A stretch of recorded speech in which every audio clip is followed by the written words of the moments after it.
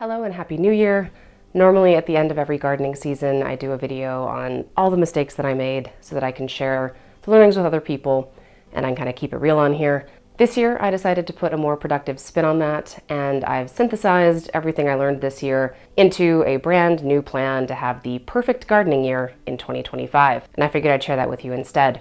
I've laid this out month by month. Note, I am in zone 6A, and my first frost is in sort of mid-October. My last frost in the spring is typically late April, early May. Your timing may vary. Granted, I will never fully reach perfection, but it's fun to try. So here it is, my plan for the perfect gardening year. January is focused on planning. I start by laying out the garden plan, and then I review my year-at-a-glance garden planner from last year with all of the notes that I scribbled all over it throughout the year. And I synthesized all of that into a brand new, clean, week-by-week plan, year-at-a-glance for 2025. I'll then use the last half of this month to set up my growing area, check that my grow lights are in good shape, and make my potting mix for the year. One learning from last year that I'm incorporating this year, I am going to use boiling water to sterilize my potting mix as I make it to help reduce my fungus gnat pressure in the greenhouse. February is when things start picking up. I'm going to start my onions from seed in February. I'm growing Patterson this year for storage. I will say one change I am making this year is to sow them directly into soil blocks instead of into a 72 cell tray. I grow a lot of onions, and last year the time and effort that it took to individually transplant out every little seedling from a 72 cell block just about broke my mind. I'm also going to plant them into the holes on my CMU blocks that border my beds rather than planting them into the beds themselves. This gets them out of the way, makes sure that they get a lot of light at the edges, they're not crowded by anything, and it frees up growing area for me to do something else. Another learning from this year, I'm going to do a better job of trimming my onion seedlings. I did not stay on top of that last year, and they kind of plopped down, and I ended up with these weak seedlings.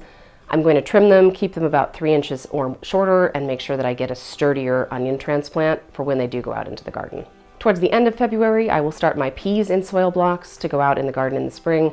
I will also prune back my raspberries and my asparagus. March is my busiest time for seed starting. I will start my tomatoes and peppers in early March in 2 waves in case something happens to the first set. I will start my spring transplants like broccoli, chard, and kale, and I will direct sow some spring greens like arugula, lettuce, and mustard straight into the garden. A change from this year. Next year, I am going to be planting my spring greens underneath the trellis that grows my tomatoes and squash and melons. I realized last year that there was a really nice shady microclimate underneath that trellis, and I wanted to take advantage of it. So this year, that's where I'm growing my spring greens. I'm also going to sow them in successive waves and be much more intentional about that. Last year, I did one long strip, and I kind of got carried away and just seeded the whole row. I ended up with way too many greens, more than I could eat, and they bolted before I got to them. The layout next year, I'm going to sow them in narrow strips running perpendicular across the bed to force myself to be a little more disciplined and really truly sow them in waves. Another change, and something I'm doing in March, is to start my seed potatoes in grow bags rather than planting them directly in the garden. 2 reasons. One, it will let me get an earlier start and get them growing sooner before I put them in the ground. It also means that I can transplant them into the garden and set them at a nice depth. I'm going to go about 9 inches down in the garden. This will help prevent any solarization of potatoes that come too close to the surface. That was a problem for me in 2024. Last but not least, in late March, I will sow a pea oat spring cover crop blend into the fallow bed in my garden.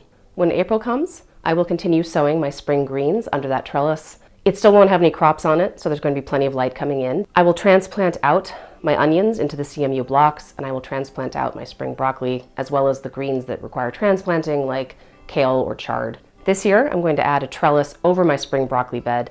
That is going to have pole drying beans growing on it. It gives me a second crop. It adds some extra nitrogen in the soil when I eventually cut them off and leave the roots to decompose.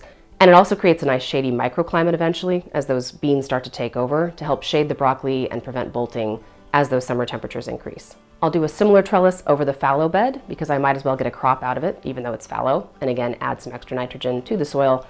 The other last change for this year in April, I'm going to use black tarp directly on the soil for my sweet potato bed to help warm up that soil, and I'm going to put slitted plastic row cover above that for even more warmth in there. When I plant the sweet potatoes, I'm going to put them directly into openings in the black tarp. That should help with keeping everything warm and moist and prevent too much water loss from the soil. I really didn't get a good crop of sweet potatoes last year, and I'd like to create the best conditions I can next year. As I mentioned, my last frost is sometime in late April or early May. So as we head into May, I will keep an eye on the forecast, and then I will have one weekend where I do a massive amount of planning. I put out all of my tomatoes, my peppers, my melons, my squash, my beans, and all of these things go out into the garden at once.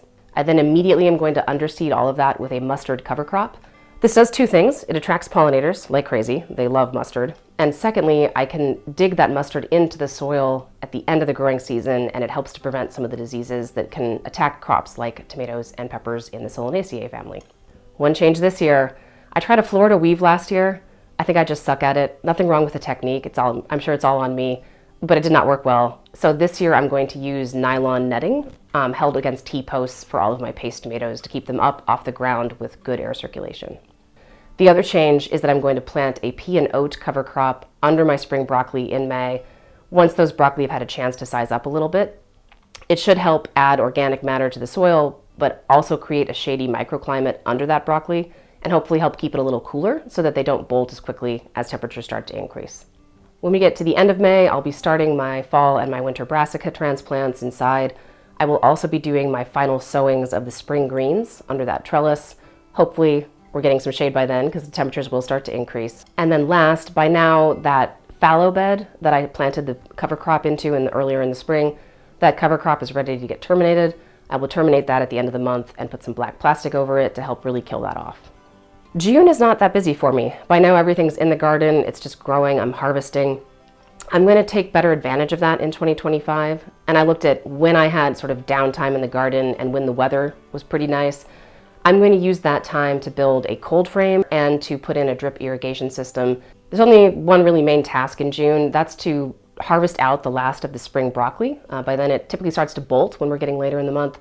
I can harvest that out, terminate that pea oat cover crop that's growing underneath it, tarp that, and then a couple of weeks later I can plant my fall broccoli directly into that debris. And I will plant some winter kale into the bed that was previously fallow.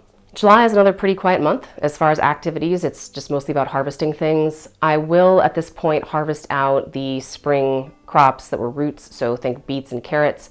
I will take those out, rake the soil smooth, and replant them with my fall beets and carrots. This is where the drip irrigation will come in very handy. It's really hard to get stuff to germinate in the heat of summer, and having that drip irrigation, especially on the carrots, is going to be very, very helpful. In August, things pick back up again, and I do a ton of harvesting. But I am going to need to harvest and then cure potatoes, sweet potatoes, squash, and garlic. When I dig out the potatoes and the sweet potatoes, I will take the opportunity to bury the crop debris in there, kind of like a trench composting, and then replant over all of that with a pea and oat blend. When September rolls around, the focus there is very much on flipping the remaining beds. Those would be the beds that have my tomatoes, my peppers, and my beans in them. I will go ahead, harvest the last of those crops, similarly dig in and trench compost the debris to improve the soil, and overseed them with the same pea and oat cover crop, and just let that grow in place. When I'm doing that trench composting, I'll also be turning under the mustard, as I mentioned earlier, to help fumigate the soil and prevent diseases the following year.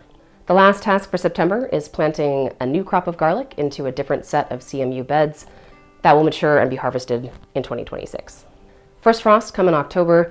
My only real activity in October comes around Halloween at the very end of the month. That's when I go through and terminate that pea and oat cover crop that's in all of the beds. I've done separate videos on this. The leaves go on in mid-November, and then everything is covered in a nice little blanket of warmth for the winter.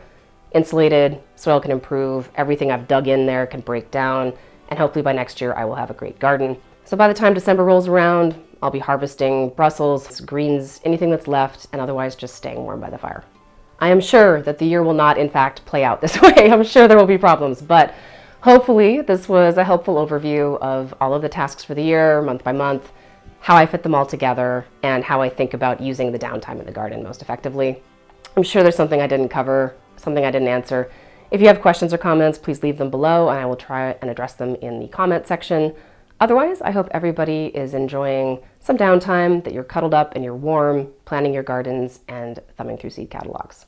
Until next time, thanks.